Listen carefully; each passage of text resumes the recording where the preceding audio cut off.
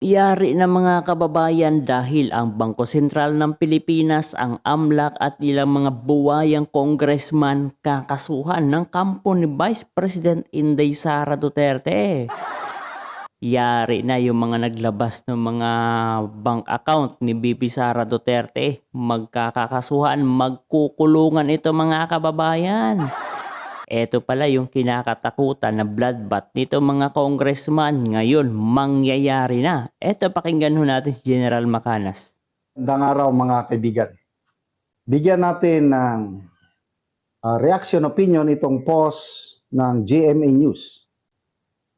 Manases Carpio, husband of Vice President Sara Duterte, is set to file a criminal complaint against the Bangko Sentral ng Pilipinas, Ayun o, Bangko Sentral o, Anti-Money Laundering Council, AMLAC, and members of the House Committee on Justice on Monday, April 27, So ngayong araw yan mga kababayan. before the Quezon City Prosecutor's Office for alleged violations of the Anti-Money Laundering Act, Bank Secrecy Laws, and Data Privacy Act. Grabe, ang dami mga kakaharaping kaso nito mga congressman na ito at damay pa ang Bangko Sentral at AMLAC. Yan po. Magandang development ito. Hindi nila inaasahan na re-resback kagad ang kampo ni BP Sara. Ano yung kasabihan natin? Lentek lang ang walang Ganti. Alam nyo na. Tingnan natin ang nag-react ha. 12,000 ang nag-react. 6,100 tumatawa. Sinong tinatawanan? Maybe ang AMLAC at saka Committee on Justice. 5,200 ang nag-like. 1,300 ang nag-love. Ako, nag-like ako eh. Like ko yung resback kaagad. Kampo ni BP Sara. Hindi kasi nila basta-basta maaapi lang ng ganyan-ganyan si Vice President. Sabi nga ni Pangulong Duterte, mag-ingat kayo sa bambaeng yan. Kaya ito na yung sinasabi ho natin na bloodbath. Pero hindi pa naman siya totally yun na bloodbath talaga.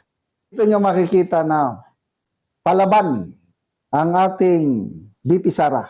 Tama. Hindi nila pwedeng gawin yung lahat na gusto nilang gawin.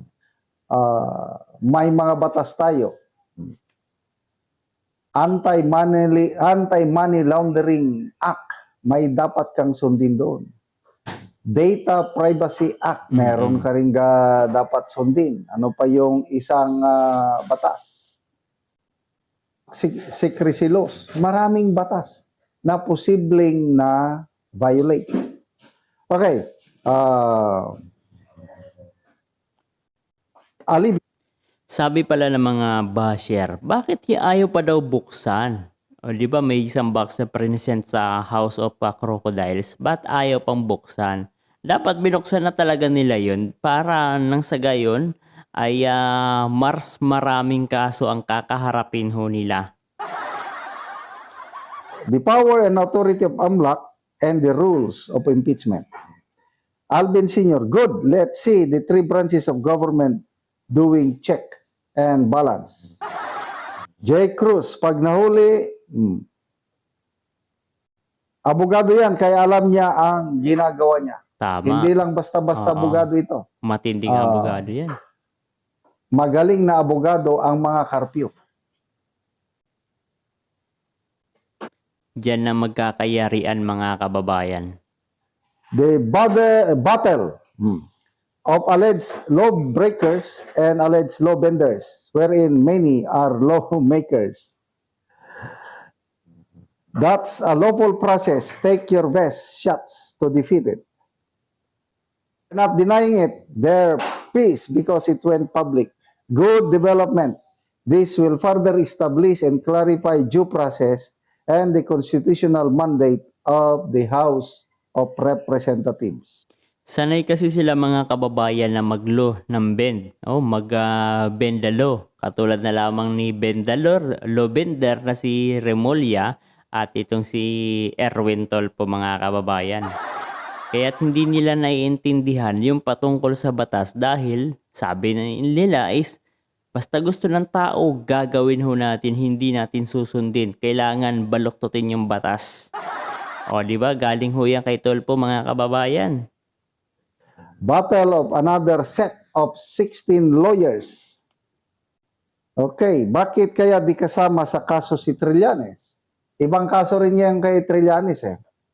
Ang pinag-aaralan nila kay Trillanes naman is cyber libel o kaya yung AMLAC is istapa. But most likely is cyber libel ang isasampa kay Trillanes. So, makikita nyo, lalong nagiging masalimuot or exciting itong impeachment proceedings ni BP Sara. Kay, grabe oh.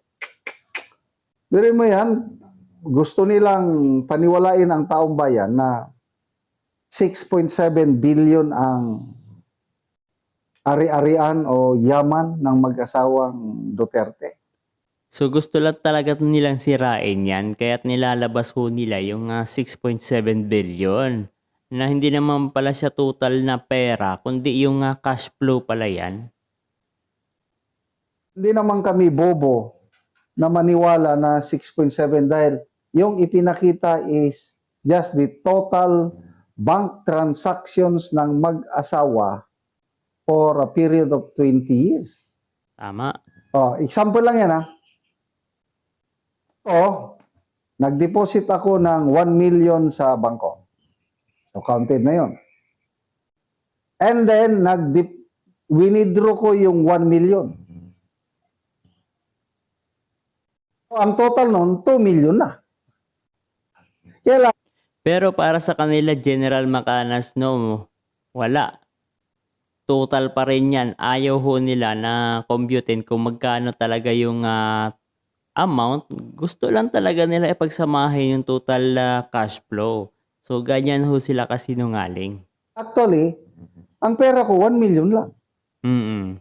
And then, yung 1 million, ininegosyo ko. Kaya lang, nalugi. Ano? May 1 million pa ba ako? Wala na. Wala na. Pero pagdating doon, ay meron ka pa rin milyones, meron kang bank transaction, itong cash flow mga kababayan, di ba? Yan ang pinapalabas ho ni Trillanes. Ang lumalabas doon sa transaction, meron akong 2 million kasi meron akong deposito at meron din akong withdraw. So dito pa lang sablay na ho ang ginagawang script ni Trillanes. Noon lang yun kasimple yung ipinakita ng AMLAC at saka ni Trillanes. Tingnan natin. Battle of ano na ngayon, law benders and law breakers. Tingnan natin kung sino ang mananalo. Ano pa ba yung unang isinampa ni Attorney Manscarpio is petition din against sa BIR. Kaya tignan nyo, up to now, ang BIR hindi nagre-release ng income tax return ni BP Sara. Eh natatakot na sila, sasampahan na naman sila ng kaso eh. Kasi naunahan sila na petisyonan at umaksyon ang korte. Kaya sinasabi ng BIR representative, hindi basta-basta mag-release ng income tax return. Oh. So, ito ngayon, ay ilalagay sa limelight ang Quezon City Prosecutor's Office. High profile complaint itong Yes. biruin mo Oo. yan. Sinasampahan is Bangko Sentral. Sinasampahan ng reklamo is AMLAC? Committee on Justice. Sinasampahan ng AMLAC.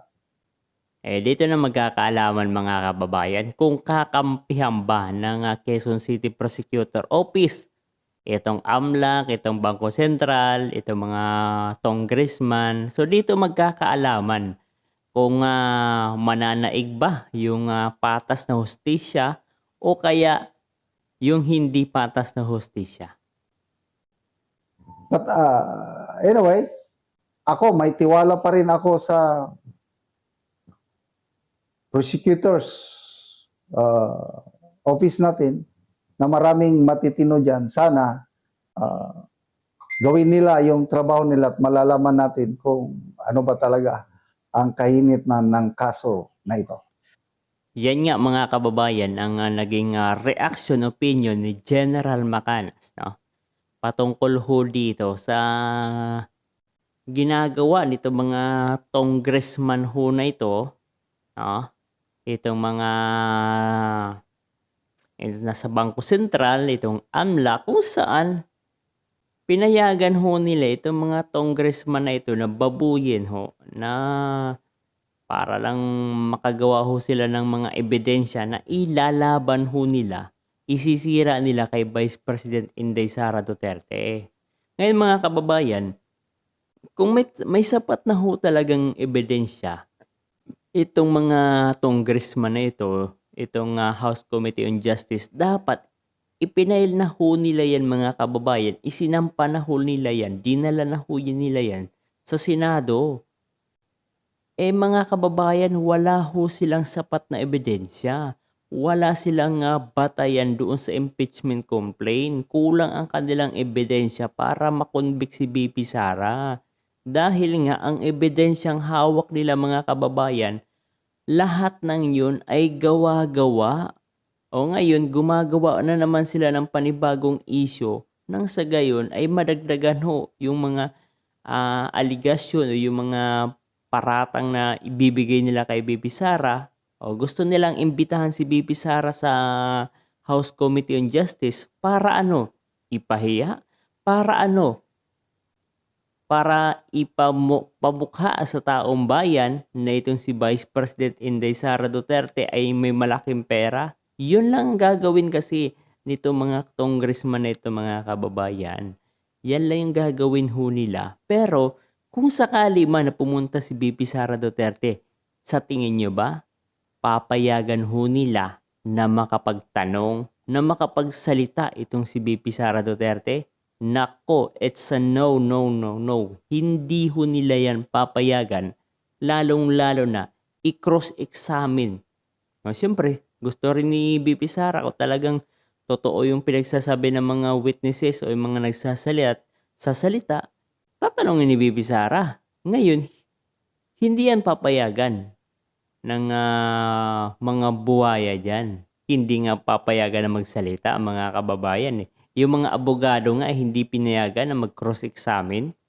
Pinasabi na pa nila yung abogado ni BP Sara. This is the first time in the Philippine history na pinasabi na ang abogado ng inirereklamo. Mga kababayan, napakatindi ho nito.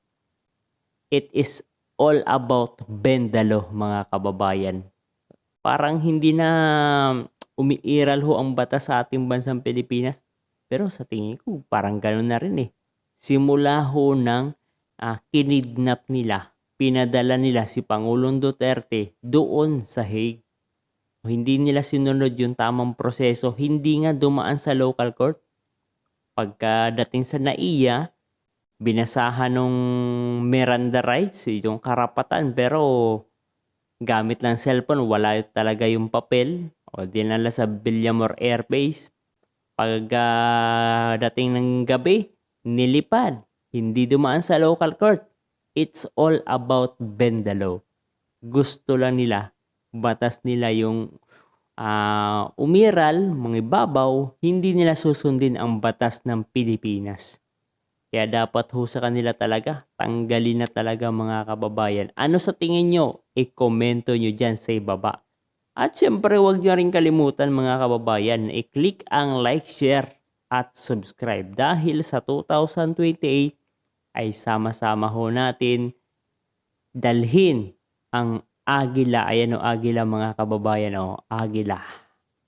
Dalhin natin ang agila sa Malacanang. Sulit ito mga kababayan, sulit. Duterte.